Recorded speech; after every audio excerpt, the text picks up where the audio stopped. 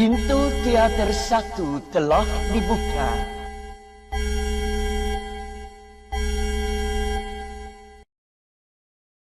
Hai everyone, welcome to UBR Times. Apa kabar kalian hari ini? Kami doakan semoga dalam keadaan baik. Kali ini kita akan membahas seluruh alur cerita lengkap film To My 19 Years Old versi UBR Times.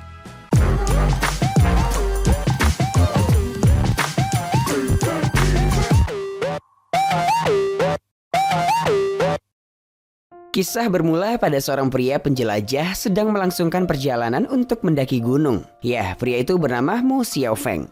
Dalam perjalanan, Xiaofeng melihat sebuah kota antik lalu membelinya. Kota antik itu ternyata untuk tempat surat yang selalu ditulisnya, namun tak dikirim ke seseorang yang dulu sampai saat ini masih dicintainya.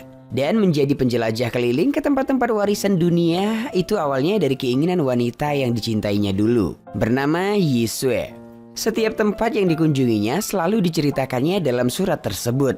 Suatu ketika setelah selesai menulis surat, esoknya kota antik tersebut tiba-tiba terbuka sendiri. Oke, pindah ke Mbak Yisue.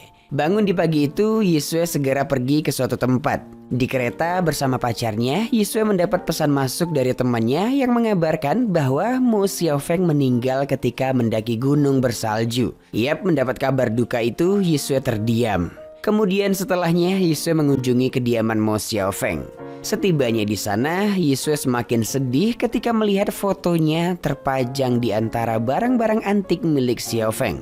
Ibu Xiaofeng juga memberikan kotak antik berisikan surat yang 10 tahun belakangan ditulis oleh Mo Xiaofeng untuk gadis yang dicintainya. Ya, dia adalah Yisue. Dalam perjalanan pulang, Yisue teringat isi surat yang ditulis oleh Xiaofeng. Dan itu membuatnya menangis mengetahui bahwa Mo Xiaofeng begitu mencintainya.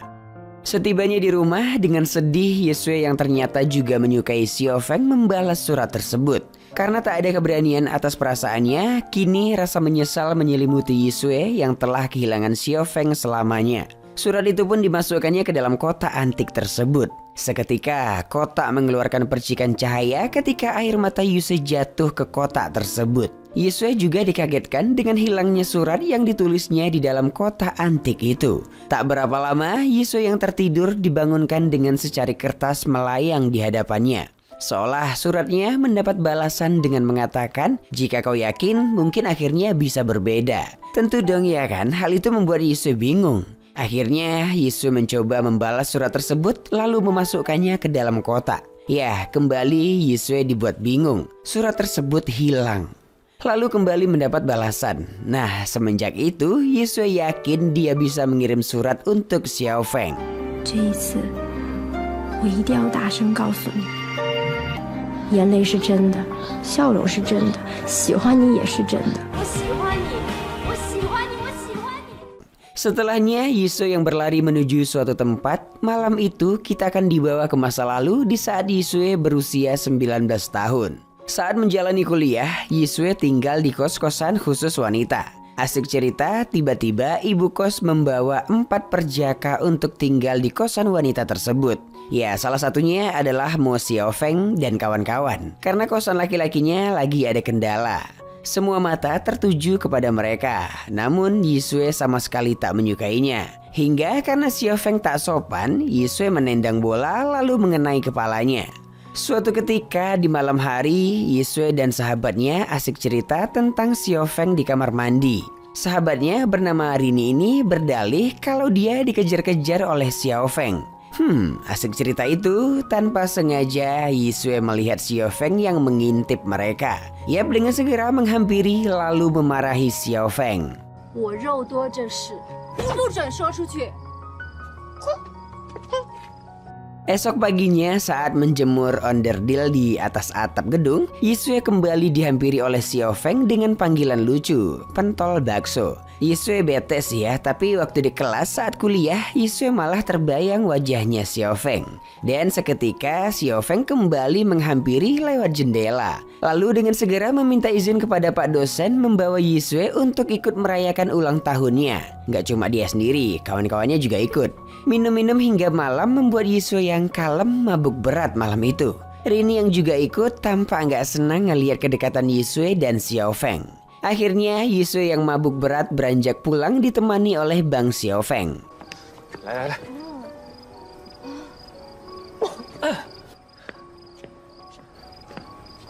对不起，谢谢你啊。 Esok harinya kembali Yisue jemur senfa. Iya, ada Xiaofeng juga. Di sana Xiaofeng mengelak dibilang berpacaran dengan Rini. Rini aja yang ngaku-ngaku.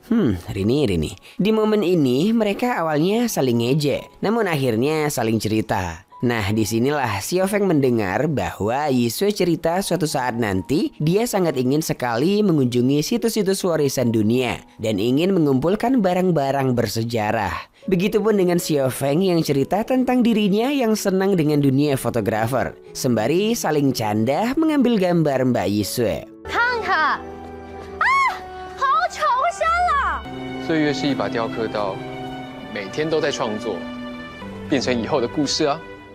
Di masa kini, Yisue yang berumur 29 tahun berlari menuju McDowell, di mana itu tempat kenangan Yisue dan Xiaofeng makan bersama dulu. Di sana, Yisue menuliskan surat untuk Yisue yang berusia 19 tahun. Kembali flashback, saat di McDowell, Yisue dan Xiaofeng makan bersama yang tak direncanakan. Di sana, Xiaofeng ngajak Yisue untuk menghabiskan malam besok bersamanya. Namun, Yisue yang bingung sedikit mengelak lalu pergi. Balik ke masa kini, surat balasan sudah mendarat namun tak terlihat oleh Yisue. Mencoba mengingat kenangan dan berharap bisa merubah sejarah, Yisue teringat sekolah. Yap, dengan segera dia pun meluncur. Dan kembali flashback. Di saat teman-teman yang lain sibuk merayakan hari jomblo, Yisue malah sibuk sendiri di ruang kelas kampusnya. Saat sibuk itu, lampu tiba-tiba mati. Yisue yang mencoba memastikan ternyata seseorang telah mengurungnya di sana. Teriak meminta tolong, di pintu tak sengaja Yisue mendapat secarik surat dari Yisue masa depan, di mana isi surat tersebut seperti arahan untuk Yisue agar bisa bersama dengan Xiaofeng, seolah ingin merubah takdir yang akan terjadi. Di masa kini, Yisue mengunjungi kos-kosannya dulu lalu menuliskan surat, di mana surat itu akan ditujukannya ke Xiaofeng. Nah, kembali flashback. Malam perayaan hari jomblo itu, Xiaofeng ternyata sibuk sendiri di atas atap gedung. Sementara Yisue terkurung di gedung kampus. Tak lama Xiaofeng yang dihampiri oleh Rini, Xiaofeng segera beranjak pergi dan mendapati sebuah surat di mana mengatakan bahwa Yisue terkurung di gedung kampus. Yap, dengan segera Xiaofeng menyusul lalu membantu Yisue. Jadi gitu, Yisue masa depan ternyata berusaha mengingat masa lalunya. Nah, setelah ingat, dia berusaha untuk merubah takdir yang dulu dengan apa yang diinginkannya di masa sekarang, agar bisa bersatu dengan orang yang dicintainya. Karena dulu mereka sama-sama nggak berani ngungkapin perasaan dan sok-sok jaim gitulah ya. Makanya nggak pakai bersatu. Setelah Xiaofeng meninggal dan mendapati fakta bahwa Xiaofeng cinta kepada Yisue, Yisue berusaha merubah takdir melalui sebuah kota antik ajaib.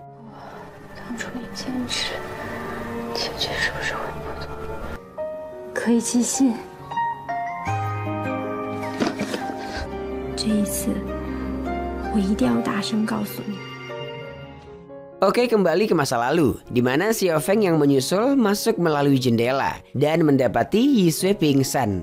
Melihat gadisnya pingsan dengan cantik, Xiaofeng pelan-pelan mencium Yisue. Sontak Yisue sadar, lalu dengan segera Xiaofeng membawanya keluar melalui jendela. Di masa kini, pagi itu Yisue terbangun di bangunan kampus lamanya. Lalu Yisue bisa mengingat kejadian saat Yisue masa lalu keluar dari jendela bersama Xiaofeng dan beranggapan surat yang ditulisnya ke masa lalu bekerja dengan baik. Bahagia tak menyangka, Yisue bergegas menuju suatu tempat. Setibanya di kediamannya, Yisue mengambil sebuah buku lama di mana bertuliskan tanggal 13 November 2007. Yap, kembali flashback di tahun itu. Pagi itu di kampus terdapat pengumuman tentang seseorang yang berniat maling di kampus mereka. Dengan segera Yisue menghampiri ruang dosen. Di sana ternyata ada Bang Xiaofeng. Setelah memeriksa rekaman CCTV, dosen dan security melihat Yisue dicium oleh Xiaofeng. Yap, hal itu membuat Rini di kos-kosannya marah melihat sikap Yisue. Namun dengan baik Yisue mencoba menjelaskan. Tapi ya gitu, Rini gak percaya. Di tengah berdebat itu, terdengar berita bahwa poster bergambar Yisue dengan kalimat tak pantas tertempel di mading. Ya, dengan sedih Yisue segera melepaskan poster yang tertempel itu. Bahkan tidak hanya dia, Xiao Feng juga tampak marah lalu berusaha melepaskan poster tersebut. Kemudian dengan gagah nggak pakai bercanda, Xiao Feng menarik tangan Yisue lalu membawanya ke suatu tempat. Dalam perjalanan, Xiao Feng menyampaikan bahwa dia tidak pernah berpacaran dengan Rini. Namun seketika Yisue melepaskan genggaman kemudian berkata bahwa jangan lagi deketin dia. Aku tidak seberani yang kau kira, katanya. Tinggallah Bang Xiao Feng seorang diri, dia menggalau. Di masa kini, Yisue berada di tempat Xiao Feng menggalau. Lalu menuliskan surat buat Yisue di masa lalu agar lebih berani untuk mengambil tindakan sesuai kata hati. Jangan hanya memikirkan perasaan sang sahabat. Jadi sebenarnya dulu itu Yisue masa lalu cinta sama Xiao Feng. Tapi ya gitu, respon positif dari Yisue nggak didapat sama Bang Xiao Feng. Makanya Xiao Feng nggak berani nembak. Sementara Yisue cuma bisa diam nggak mau memilih. Tambah pula dia mikirin perasaan sahabatnya, si Rini. Oke, balik ke Xiao Feng yang menunggu Yisue di atap gedung tempat jemur kain. Setibanya Yisue untuk menjemur kain, Xiao Feng segera menghampiri lalu memberikan undangan dan secari kertas. Di mana Xiao Feng ngajak Yisue untuk datang ke pameran fotonya. Namun saat itu Yisue tak menjawab lalu pergi. Di kamarnya, Yisue segera membuka undangan dan membaca isi surat tersebut. Di mana Xiao Feng menyampaikan bahwa dia masih terus menunggu Yisue. Namun dengan sedih Yisue malah merobekkan kertas tersebut. Seolah dia nggak berani untuk mengambil keputusan karena memikirkan perasaan orang lain. Dan lagi-lagi tanpa disadari ketidakpeduliannya itu telah menyakiti Xiao Feng. Di masa kini ketika menuju ke suatu tempat, tiba-tiba Yisue pingsan. Pindah ke rumah sakit. Sadar dari pingsannya, Yisue bergegas mencari kotak antiknya lalu menanyakan kepada pacarnya tentang Xiao Feng yang membantunya agar memberinya kesempatan untuk memperbaiki masa lalu. Yap, akhirnya mereka mencari kotak tersebut. Mencari kesana kemari akhirnya dapat. Yap, Yisue kemudian menuliskan kembali tanggal di mana pameran akan diadakan 10 tahun yang lalu. Kembali flashback, kini Xiao Feng kembali memberanikan diri untuk memberikan undangan pameran foto karena dia tahu undangan yang lama telah dibuang oleh Yisue. Lalu dengan semangat ngajak Yisue agar dapat pergi. Sementara Yisue sendiri bingung akan keadaan. Setibanya Yisue di kamar kosnya, terdapat undangan yang sama persis dengan yang diberikan oleh Xiao Feng barusan. Melihat undangan yang sama persis itu membuat Yisue seolah semakin yakin dengan arahan Yisue masa depan. Oke, hari besok Yisue pun datang ke acara pameran foto Xiao Feng. Ketika masuk, Yisue terdiam tercengang melihat foto-foto dirinya telah terpajang di pameran foto tersebut. Dalam cerita diketahui ternyata Xiao Feng telah lama berusaha mengambil gambar seorang Yisue. Suasana bahagia itu seketika hancur dengan kedatangan Rini. Tentu melihat pameran terdapat foto Yisue membuat Rini marah hingga menampar Yisue. Dan terkuak fakta bahwa dalang terkurungnya Yisue di kampus yang waktu itu serta poster Yisue yang di mading adalah ulah Rini. Semua orang tampak kecewa dengan sikap Rini. Begitupun dengan Xiao Feng yang segera mengusir Rini dari sana. 我保护我自己的感情，有什么不对？我吃不到苹果，我宁可自己砸烂。 Ya, perlahan sejarah mulai berubah dengan Yisue masa lalu mengikuti arahan Yisue masa depan. Esok hari ketika menemani temannya ditembak oleh calon pacar, Yisue mendapat kabar kalau Rini mau bunuh diri. Lalu dia pun segera menghampirinya. Setibanya di atap gedung itu, Rini menyampaikan kalau Yisue harus bersumpah bahwa dia tidak akan bersama dengan Xiao Feng. Yap, Yisue pun melakukan sumpah tersebut. Ketika Rini mengurungkan niatnya untuk bunuh diri, ia malah terpeleset dan jatuh. Ya, akhirnya Rini beneran meninggal. Di masa kini, ternyata Yisue masa kini menceritakan hal tersebut kepada pacarnya di depan kampus. Sang pacar lantas menenangkan Yisue. Kemudian mereka dengan segera masuk ke kampus yang akan dihancurkan itu, guna untuk masuk ke dalam ruang dan waktu untuk memperbaiki masa lalu Yisue. Sang pacar yang baik menerima dengan ikhlas Yisue mengulangnya dari awal. Dengan memberikan buku diary milik Yisue, kita akan dibawa pada scene di mana Yisue berusaha memperbaiki masa lalunya agar dapat bersama dengan Xiao Feng. Ketika itu tepat di mana hari Xiao Feng pindah ke kos mereka. Yisue tak sengaja melihat surat yang mengarahkan Yisue agar tidak melakukan kesalahan. Begitupun ketika mandi, Yisue diberitahu bahwa Xiaofeng mengintipnya lalu memberi arahan. Terus ketika minum-minum, lagi-lagi Yisue mendapat arahan dari sebuah koran. Begitupun hari-hari selanjutnya yang membuat Yisue dan Xiaofeng semakin dekat. Kemudian di saat Yisue terkurung di kampus, melalui arahan surat agar segera menyusul Xiaofeng di atap gedung. Keluar dari jendela, Yisue pun meluncur. Setibanya di tempat, Xiaofeng menyambut Yisue dengan perlakuan romantis hingga menyalakan kembang api. Yap, hal tersebut membuat Yisue yang bahagia sontak menggandeng Xiaofeng, bahkan menciumnya. Sesuai arahan Yisue masa depan, kemudian mereka pun selfie. Nah, di masa kini, Yisue yang masih di kampus lamanya mendapat kiriman foto selfie-nya dengan Xiaofeng. Kemudian berusaha mengirimkan surat untuk Rini yang akan melakukan bunuh diri. Yisue yang juga mendapatkannya segera menyusul Rini. Yap, singkatnya Rini tak jadi mati dan mereka menjadi teman baik. Di akhir surat, Yisue masa depan tidak akan lagi membimbing Yisue masa lalu. Kembali di masa flashback, Yisue yang telah percaya kini berusaha untuk menjemput cinta sejatinya di suatu tempat. Setibanya di sana, ternyata acara konser Bang Xiaofeng. Di tengah nyanyian tersebut, Xiaofeng nyatain perasaannya ke gadis pujaan hatinya, Mbak Yisue.